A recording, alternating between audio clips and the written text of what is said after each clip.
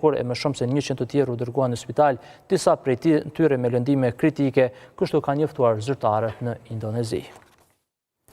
Ndërkohë, presidenti rus Vladimir Putin ftoi 135.000 burra për shërbim të rregullt ushtarake, që njëherësh është edhe fushata më e madhe e rekrutimit të vjeshtës që nga viti 2016. Në një dekret të lëshuar të hënën, Putin urdhëroi rekrutimin e 135.000 shtetarëve të Federatës Ruse nga 1 tetori deri me 31 dhjetor. Rusia thërret burra të moshës 18 deri 30 vjeç për shërbim të detyrueshëm ushtarak çdo pranverë dhe çdo vjesht. Në pranverë ishin ftuar 160.000 të rinj, teksa Rusia zakonisht thërret më shumë burra gjatë fushatës së pranverës sesa në vjesht. Rekrutët pritet të shërbejnë për një vit në një bazë ushtarake brenda Rusisë, jo për të luftuar në Ukrainë. Megjithse, kam pasur raportime se disa prej tyre janë dërguar edhe në vijën e frontit.